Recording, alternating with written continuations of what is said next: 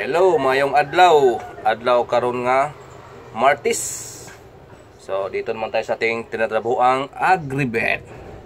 So meron tayong pinag-uusapan ngayong araw. Ano ang gamitin ang ating Doximol powder? Ito mga kayo, Doximol powder, kung saan to gagamitin mga kayo.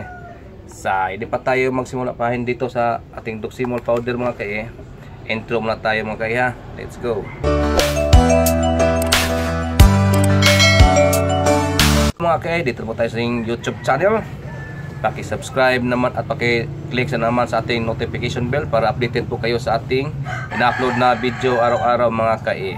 So, usapan natin ating Doximol powder mga kay. Ito ang Doximol powder mga kay. Gamot to sa mga sakit sa ating mga alagang manok, baboy, kambing, mga ano diyan, mga aso, ganyan, baka, ganyan mga kay. Sa mga ubo, sipon, lagnat, mga asa dala sa mga yung ating mga alagang manok mga kay kanang naghugaw sa hugaw nga color green, kanang nagdugo og pula, ano mga ba ang ating mga manok mga kay. Sa itong mga lagnat ating kambing, sa mga ibon din pwede din siya, kalapati ito mga kay sa mga kay. Yan, pag maintenance lang mga kay, pang iwas sakit ng ating paggamit sa ating itong Doximol powder mga kay. Maggamit na kayo ng 5 grams ito, 5 grams 4 liter na tubig mga kay. Sa 5 to 7 days mga kay ang paggamit nito mga kay. Pag maintenance lang pagpainom mga kay para iwas sakit mga kay. Pag may sakit na ating mga alaga mga kay, dapat magbigay kayo ng 5 grams kada 2 litro nga tubig mga kay. Sa 5 din mga kay, 5 to 7 days din mga kay. Ito paggamit to ating Doximol powder ito mga kay. Sa Battle Cock product dito mga kay, ating Doximol powder mga kay. Sa Battle Cock product din yan. Kaya huwag yung kalimutan ating Doximol mga kay.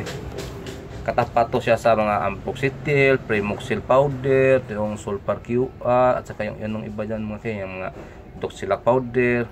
Ito mas maganda gamitin mga kay. Ito ginagamit ko sa aking alagang kambing pag may sipon, yung mga ubo sa kambing mga kay. Itong ginagamit ko mga kay. Naghalo lang ako na isang sachet nito mga kay sa isang galong tubig mga kay. Binigyan ko siya na kada painom ko may lagyan ko na yung isang sachet mga kay para painom ko sa aking mga kambing mga kay. Itong ginagamit ko mga kay. Pag yung mga multivitamins ko mga kay, ginagamit ko yung ang Vitamin Pro powder. Pag hindi kaya nito mga kay, magpwede lang kayo ihalo nyo itong dalawa mga kay, yung Primoxil powder at saka yung itong Doximol powder mga kay. Ito ang gagamitin nyo mga kay para sa mga sakit ng pag grabe ng sakit yung kambing mga kay ba, maggrabe na mga kay.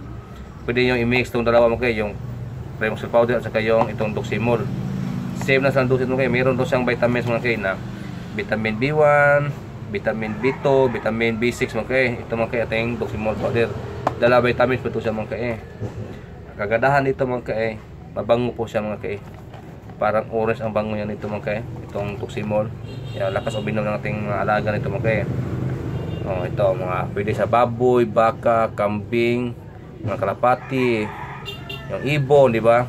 Yan yung mga kay manok. Pwede pa piso. Ito lang ating Doximol powder. Kaya meron kasi mga mura na po ito sa amin dito sa Agribet mga kay. 20 lang ito mga kay. 20 ang isang sachet mga itong sachet mga kay. 20 lang ito sa mga kay. Ito ang kulay ng Doximol. Okay. So, paki-subscribe naman at paki-pindot naman sa ating notification bell para updated po kayo sa ating video. So, dito lang ating video mga kay ha. Sana may natutunan po kayo sa ating Doximol powder kung paano gamitin mga kay. So, bye-bye.